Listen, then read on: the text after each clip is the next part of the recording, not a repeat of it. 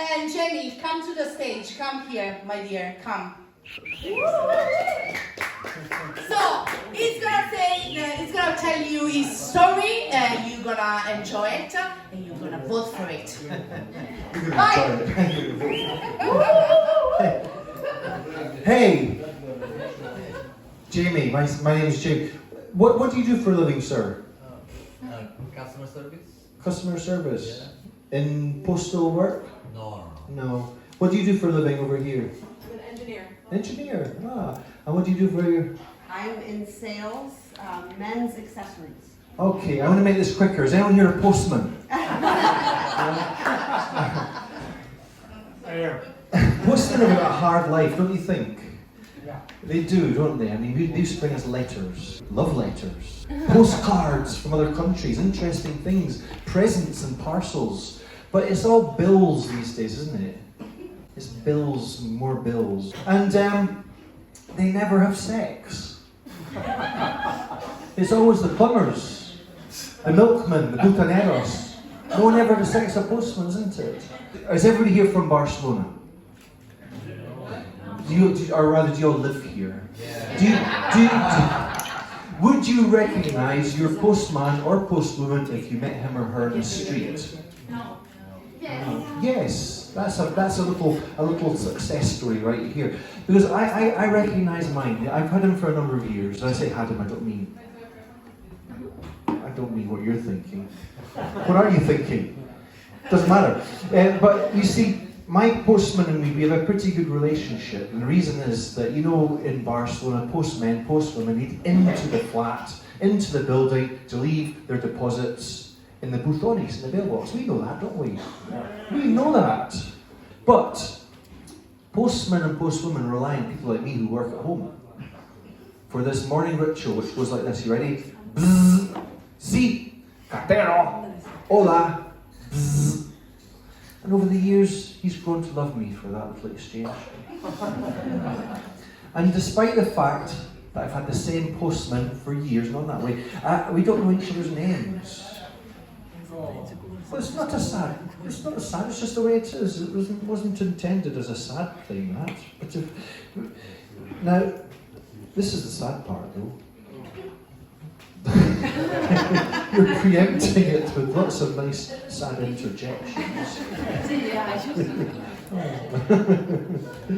I was having breakfast in my local cafe. That's not the sad part, that's the happy part. I was having breakfast in my local cafe one morning. My postman was walking past me, walking away from my building. As he passed, don't know his name, I said, hola cartero. He said, hola, ¿qué tal? I said, muy bien, gracias. And he said to me, no, I said to him, brother, I said to him, did you manage to get in today? Did somebody let you in? In Spanish, has podido entrar hoy? Oh, sí, sí, si no pasa nada, he podido entrar, gracias. Just making small talk. Y algo para mí? Something for me today? Bills? Just small talk. I didn't care. I don't know if there was like bills. I don't care, you know, bill. But he took this question just a little bit too seriously, and he went, and he came up closer to me, you know, and he looked at me intensely, and he said one word. And that word was a question, and the question was, coca.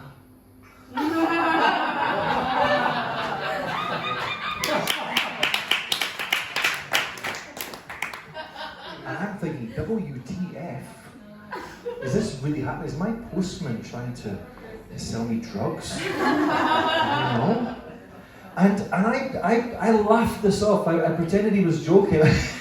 Hey, you don't know him that well, you know? Don't know him that well. But he didn't laugh back. He just stood there awkwardly, uncomfortable silence, and then he walked away.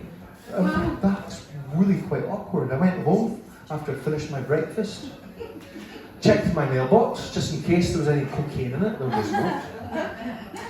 And I'm a teacher, and I've used this story with my students many times, asked them what they think I should do, and there's been many suggestions, everything from blackmail to sample his wares, free samples to report him, but I've decided to just let it lie. And for years I've just assumed that my postman was a cocaine dealer. It's not a bad little cover, is it? It's not, is it? And I used to tell my friends about this postman that delivered cocaine. They thought it was hilarious and wanted to introduce him to a few people, but I thought it was best not to. Just, I don't want to be that person. But one day, it was Christmas time, 2000 and something. Don't remember which. There's been many of them. And I got this card that's right down my pants. Now, it's actually unopened. I've never opened this, but I do get one every year, so I know what's inside it. It's from a jewellery. It's from a jewellery shop, and they send this every year. And I've never been to this jewellery shop in my life, so I don't know why they sent it to me. I don't know, but it's every year. But interestingly, it's not addressed to me. You understand? It's addressed to the person who used to live in my flat, the previous occupant. You understand? Whose name is Senor Coca.